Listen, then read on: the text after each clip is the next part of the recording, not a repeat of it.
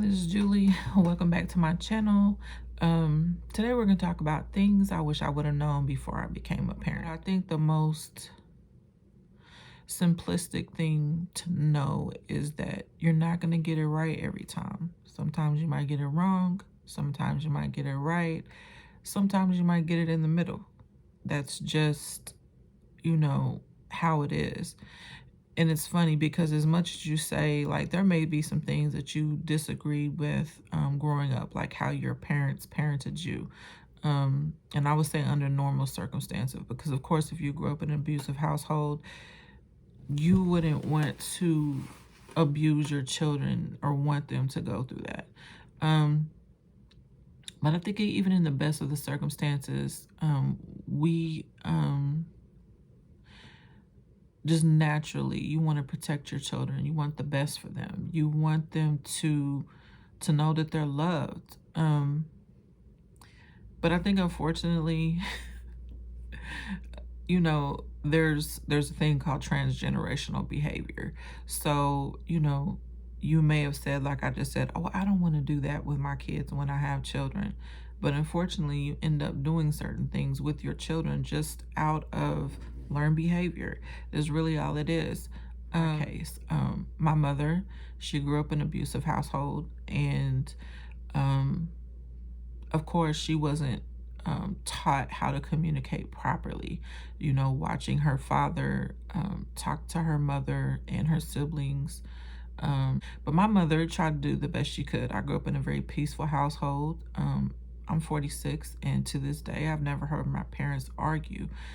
But her greatest desire was for us to grow up in peace, and we did home. But when my parents would argue, they would leave the house. They would go to a local drive-in. It's called Sonic, and they would tell us, we're going to get a Coke, and they would leave.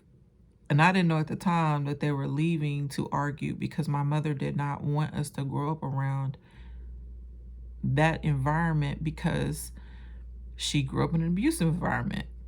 But my father is nothing like my grandfather. He is, he's very nonchalant, non-confrontational. He does not like to argue. So I grew up thinking that, a man doesn't talk to a woman, raise his voice at a woman, because I've never heard it. I never did. When me and my husband got married, and the first time he said something to me, I instantly got upset. It just, she meant well, but it kind of had, it made me believe growing up that a marriage was supposed to be a certain type of way, right? These are the things you do for your kids, even out of the best of intentions. She grew up in the projects, so she didn't want us growing up in that environment. So she moved us to the suburbs, but I was like the only girl that looked like me there. So that made it rough for me, even though the environment economically was better. Socially, I was, going through things. So, but because of other situations in my life,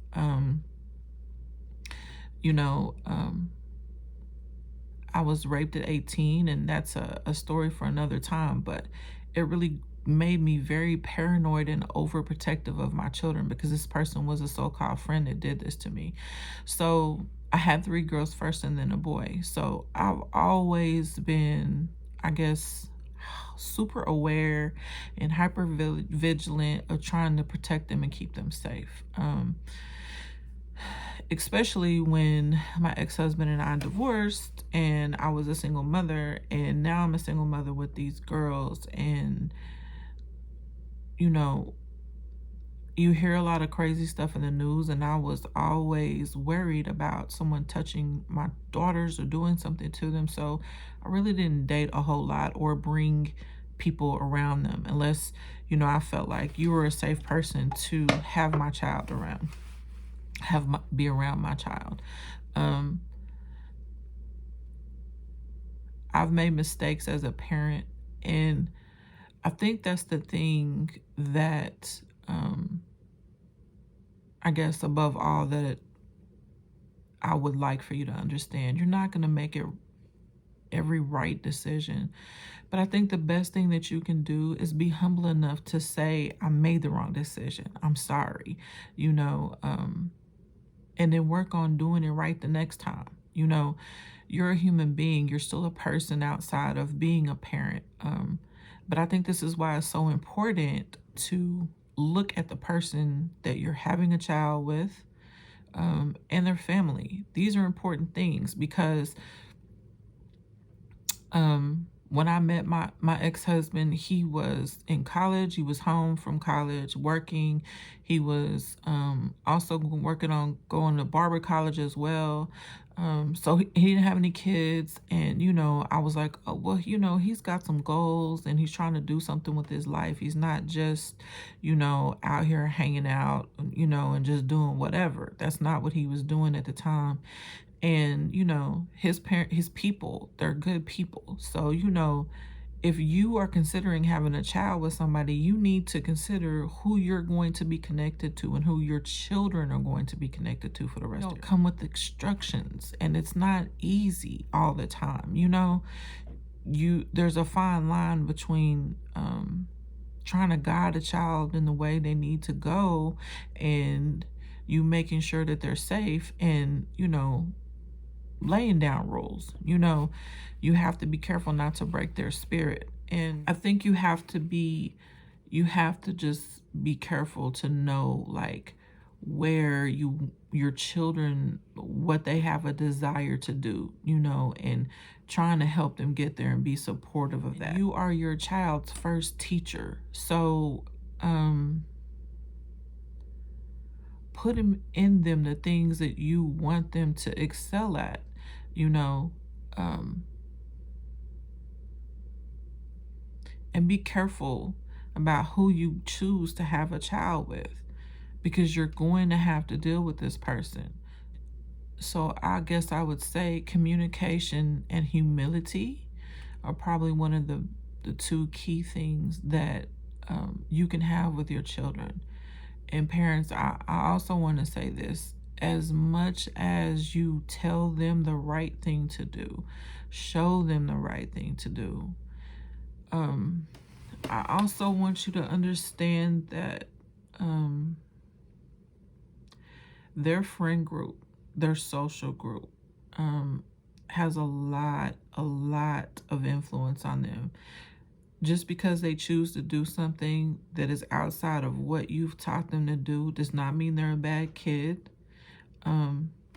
Remember that you were a teenager at one point in time. You have to have trust in the things that you've instilled, and you have to give them the room to make their own mistakes.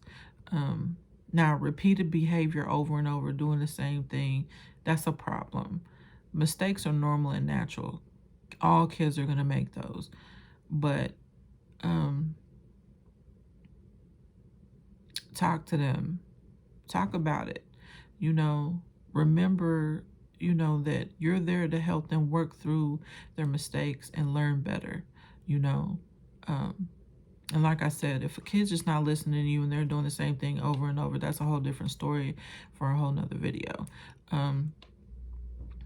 But just remember that their friend group has a lot of influence on them. And it's because of the fact that everybody wants to be accepted. You know, kids don't want to be the only kid not doing this or the only kid doing certain things, you know.